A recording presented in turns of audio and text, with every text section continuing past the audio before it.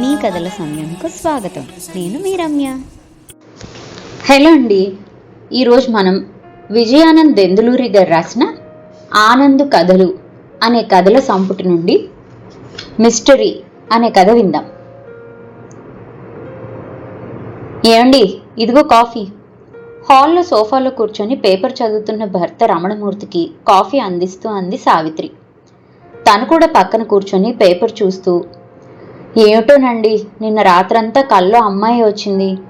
అమ్మా, నిన్ను నాన్నే ఒకసారి చూడాలనుంది, వచ్చి తీసుకెళ్ళవా, ఇక్కడ వీళ్ళు పంపట్లేదు అంటూ అడుగుతున్నట్లు అనిపించిందండి. ఆ హాస్టల్లో వాళ్ళు ఏ తిండి పెడుతున్నారో ఏంటో, మొన్న వచ్చినప్పుడు చూసారా ఎలా చిక్కిపోయిందో. నాకు ఒకసారి చూడాలనుంది. ఏమండి, ఒకసారి వెళ్ళి చూసొద్దామా అని అడిగింది సావిత్రి.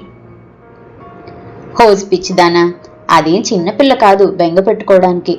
కలలో కనిపించిందంటే అదంతా దాని మీద నీకున్న ప్రేమ వల్లనే. అయినా అది వెళ్ళి 2 నెలలే కదా అయింది. ఇంకో ఏడాది ఓపిక పడితే అమ్మాయి చదువైపోతుంది, అప్పుడు వచ్చేస్తుందిలే అన్నాడు కాఫీ కప్పు ఆమె చేతికిస్తూ. ఇంతలో రమణమూర్తి ఫోన్ రింగ్ అయింది. ఎవరో అనుకుంటూ ఫోన్ లిఫ్ట్ చేసి హలో అన్నాడు. హలో సార్, నేను వైజాగ్ నుంచి lotus engineering college women's hostel warden రాజేశ్వర్ని మాట్లాడుతున్నాను. మీరు అంజలి ఫాదర్ రమణమూర్తి గారేనా అని అడిగింది. ఆమె స్వరంలో ఆందోళన గ్రహించిన రమణమూర్తి ఒక్కసారి అలర్ట్ అయి, నేనేనండి, రమణమూర్తినే మాట్లాడుతున్నాను. ఏమైంది మా అంజలికి ఆతృతగా అడిగాడు. గత 3 ఏళ్లుగా ఎప్పుడూ ఫోన్ చేయని హాస్టల్ వార్డెన్ ఇప్పుడు ఫోన్ చేసిందంటే ఏదో విశేషం ఉండాలి. కారణం లేకుండా వాళ్ళు ఎందుకు చేస్తారు అనుకుంటూ సమాధానం కోసం చూస్తున్నాడు. సార్, మీరు వెంటనే బయలుదేరండి, మీ అమ్మాయి అంజలి ప్రమాదంలో ఉంది అని ఫోన్ పెట్టేసింది. ఆ వార్త విన్న రమణమూర్తి నిశ్చేష్టుడై సోఫాలో కూలబడ్డాడు. ఎవరండి ఫోన్, ఏమైందండి అమ్మాయికి, ఏమన్నారు వాళ్ళు ఆతృతగా భర్త వంక చూస్తూ అడిగింది సావిత్రి. హాస్టల్ వార్డెన్ అట, అమ్మాయి ఏదో ప్రమాదంలో ఉందని వెంటనే బయలుదేరి రమ్మని చెప్పింది. ఏమిటో విషయం తెలీదు. నేను వెంటనే బయలుదేరి వైజాగ్ వెళ్తాను అంటూ లేచాడు సోఫాలోంచి. అయ్యో, ఏమైందండి నా చిట్టి తల్లికి, నాకెందుకో ఏదో కీడు శంకిస్తుంది. రాత్రంతా కల్లోకి వచ్చిందంటేనే అనుమానం వచ్చింది. భగవంతుడా, నా బంగారు తల్లికి ఏం కాకూడదు, నువ్వే కాపాడాలి అంటూ దేవుడికి దండాలెడుతూ ఏడుస్తుంది. మధ్యాహ్నం ఫ్లైట్కి టికెట్లున్నాయి, బుక్ చేస్తున్నాను అన్నాడు రమణమూర్తి ల్యాప్టాప్లో చూస్తూ. నేను వస్తాను, నాకు కూడా కొనండి, నాకు కాళ్ళు చేతులు ఆడట్లేదు ఆ వార్త విన్నప్పటి నుంచి అంది. సరే, ఇద్దరం వెళ్దాం అంటూ ఇద్దరికి వైజాగ్కి టికెట్లు బుక్ చేశాడు రమణమూర్తి.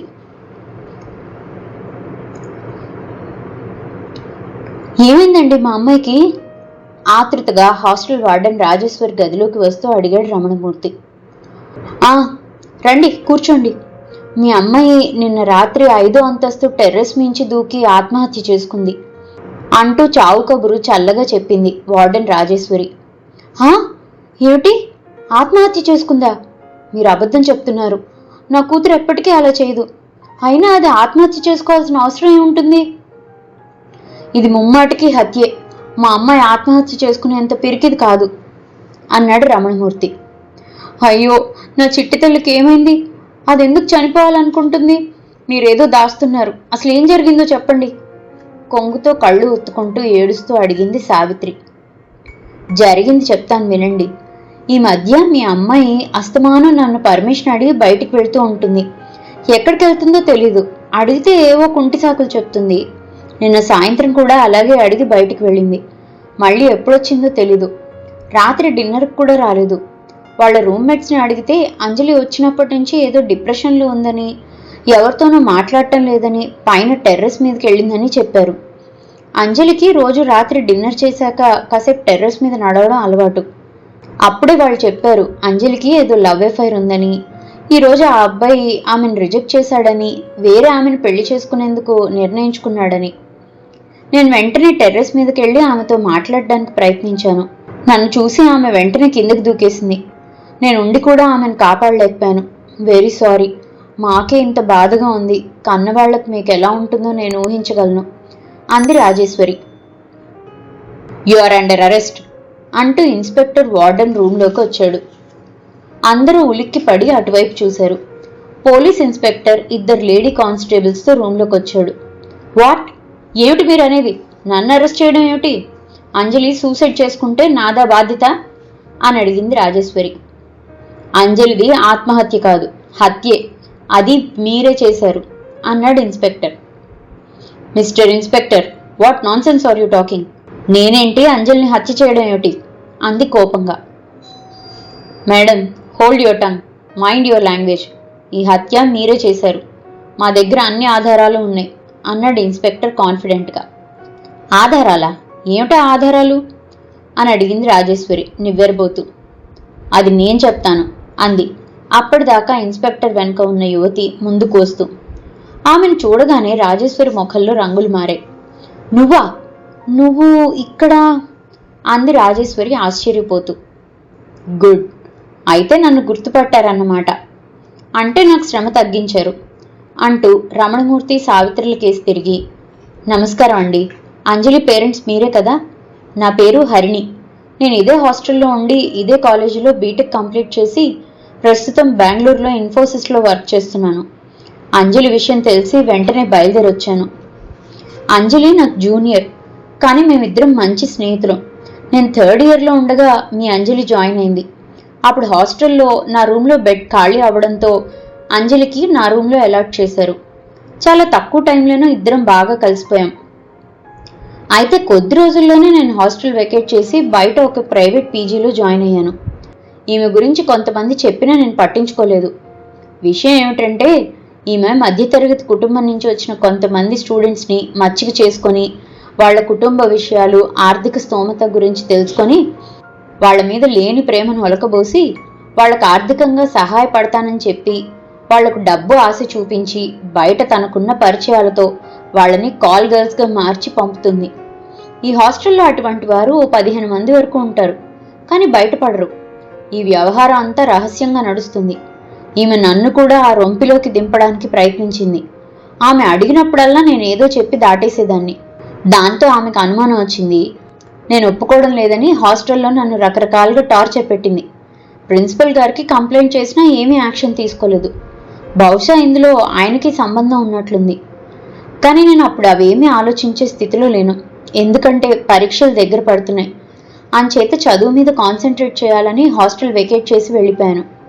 అప్పుడే అంజలికి చిన్న హింట్ ఇచ్చాను, వార్డెన్తో జాగ్రత్తగా ఉండమని. మేమిద్దరము తరచూ ఫోన్లో మాట్లాడుకుంటూ ఉంటాం. ఎప్పుడు ఆమె రాత్రి సుమారు 9ంటికి నాకు ఫోన్ చేస్తుంది. డిన్నర్ చేసి టెర్రస్ మీద వాకింగ్ చేస్తూ మాట్లాడుతుందని చెప్తుంది. ఒకసారి వార్డెన్ తనని కూడా ట్రాప్ చేయడానికి ప్రయత్నించిందని, అయితే తను ఒప్పుకోలేదని, అప్పటి నుంచి తనని కూడా టార్చర్ పెడుతుందని చెప్పింది.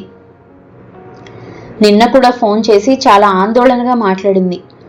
ఆ రోజు సాయంత్రం వార్డెన్ తన రూమ్కి రమ్మనమనిందని, తను వెళ్లేసరికి లోపల ఎవరో ఉంటే బయట వెయిట్ చేస్తానని చెప్పిందని, తర్వాత తలుపు సందులోంచి లోపల చూస్తే ఎవరో 2 మగవారు, ఓ 3 హాస్టల్ అమ్మాయిలు ఉన్నారట.